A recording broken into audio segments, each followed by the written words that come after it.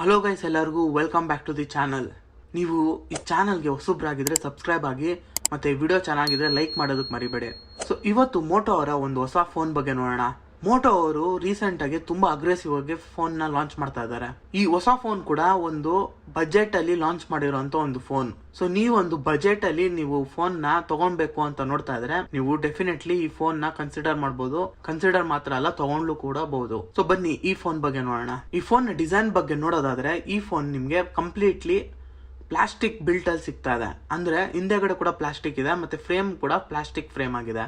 But ಒಂದು ಒಳ್ಳೆ ವಿಚಾರ ಏನು ಅಂದ್ರೆ ಈ ಫೋನ್ ಅಲ್ಲಿ ನಿಮ್ಗೆ IP52 ವಾಟರ್ ರೆಸಿಸ್ಟೆನ್ಸ್ ಸಿಗ್ತಾ ಇದೆ. ಇದು ನಂಗೆ ತುಂಬಾ ಇಷ್ಟ ಆಯ್ತು. ಯಾಕಂದ್ರೆ ಈ ಪ್ರೈಸ್ ರೇಂಜ್ ಅಲ್ಲಿ ನಿಮ್ಗೆ IP ರೇಟಿಂಗ್ ಅನ್ನೋದೇ ಸಿಕ್ಕಲ್ಲ. ಯಾವುದೇ ಫೋನ್ ಅಲ್ಲೂ ನಿಮ್ಗೆ IP ರೇಟಿಂಗ್ ಸಿಕ್ಕಲ್ಲ. ಆದ್ರೆ ಮೋಟೋ ಅವರು ನಿಮ್ಗೆ IP ರೇಟಿಂಗ್ ಕೊಡ್ತಾ ಇದಾರೆ.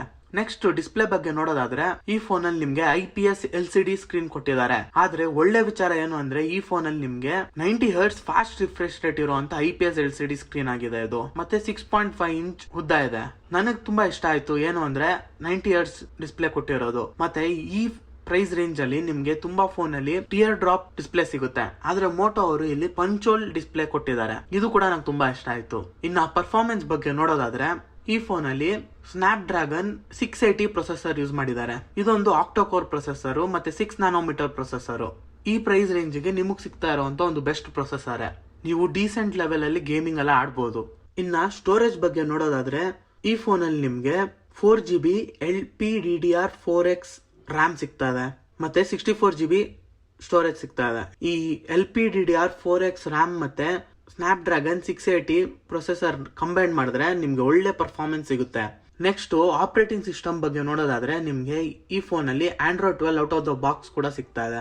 ಆದ್ರೆ ಒಂದೇನು ಅಂದ್ರೆ ಮೋಟೋ ಅವರು ನಿಮ್ಗೆ ಎಷ್ಟು ವರ್ಷಕ್ಕೆ ಆಂಡ್ರಾಯ್ಡ್ ಸಪೋರ್ಟ್ ಸಿಗುತ್ತೆ ಅಂತ ಮೋಟೋ ಅವರು ಸ್ಪೆಸಿಫೈ ಮಾಡಿಲ್ಲ. ಸೊ ನಿಮ್ಗೆ Android 13 ಸಿಗುತ್ತೋ ಇಲ್ವೋ ಅಂತ ನೋಡ್ಬೇಕಾಗಿದೆ. ಇನ್ನ ಕ್ಯಾಮ್ರಾಗ್ ಬಂದ್ರೆ ನಿಮ್ಗೆ ಹಿಂದೆಗಡೆ ಟ್ರಿಪಲ್ ಕ್ಯಾಮ್ರಾ ಕೊಟ್ಟಿದ್ದಾರೆ ಮೋಟೋ ಅವರು. ಮೇನ್ ಕ್ಯಾಮ್ರಾ ಬಂದು 50 megapixel f1.8 wide angle camera ಕೊಟ್ಟಿದ್ದಾರೆ.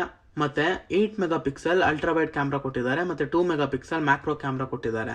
ನನಗೆ ತುಂಬಾ ಇಷ್ಟ ಆಗಿದೆ ಏನು ಅಂದ್ರೆ ಈ ಪ್ರೈಸ್ ರೇಂಜ್ ಅಲ್ಲಿ ನಿಮ್ಗೆ 8 ಮೆಗಾಪಿಕ್ಸೆಲ್ ಅಲ್ಟ್ರಾ ವೈಡ್ ಕ್ಯಾಮ್ರಾ ಸಿಗ್ತಾ ಇರೋದು.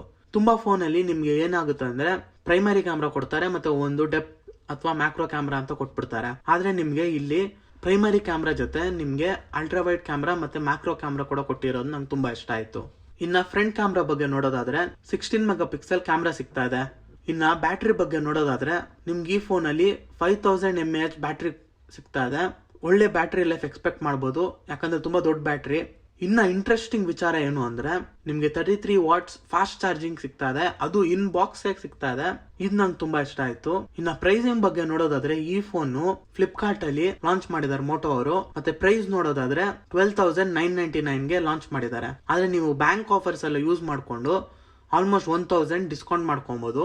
ಸೊ ಈ ಪ್ರೈಸ್ ರೇಂಜ್ ಅಲ್ಲಿ ಇದೊಂದು ತುಂಬಾ ಒಳ್ಳೆ ಸ್ಮಾರ್ಟ್ ಫೋನ್ ಅಂತಾನೆ ಹೇಳ್ತೀನಿ ನಾನು. ನೀವು ಒಂದು 12 ಅಥವಾ 13 ಸಾವಿರಕ್ಕೆ ಯಾವ್ದಾದ್ರು ಒಂದು ಫೋನ್ ಪರ್ಚೇಸ್ ಮಾಡಬೇಕು ಅಂತ ಇದ್ರೆ ನೀವು ಡೆಫಿನೆಟ್ಲಿ ಈ ಫೋನ್ ನ ಕನ್ಸಿಡರ್ ಮಾಡಿ. ಯಾಕಂದ್ರೆ ಇದು ತುಂಬಾ ಒಳ್ಳೆ ಫೋನ್ ಆಗಿದೆ. ಒಳ್ಳೆ ಸ್ಪೆಸಿಫಿಕೇಶನ್ ಸಿಗ್ತಾ ಇದೆ. ಮತ್ತೆ ಒಳ್ಳೆ ಕ್ಯಾಮ್ರಾ ಕೂಡ ನಿಮ್ಗೆ ಸಿಗ್ತಾ ಇದೆ. ಮತ್ತೆ ಒಂದು 90 Hz ಫಾಸ್ಟ್ ರಿಫ್ರೆಶ್ ರೇಟ್ ಇರುವಂತ ಒಂದು ಫೋನ್ ಕೂಡ ಸಿಗ್ತಾ ಇದೆ. ಸೊ ಈ ವಿಡಿಯೋ ಇಷ್ಟ ಆಗಿದ್ರೆ ಲೈಕ್ ಮಾಡೋದಕ್ಕೆ ಮರಿಬೇಡಿ. ಸಿಗೋಣ ನೆಕ್ಸ್ಟ್ ವಿಡಿಯೋದಲ್ಲಿ.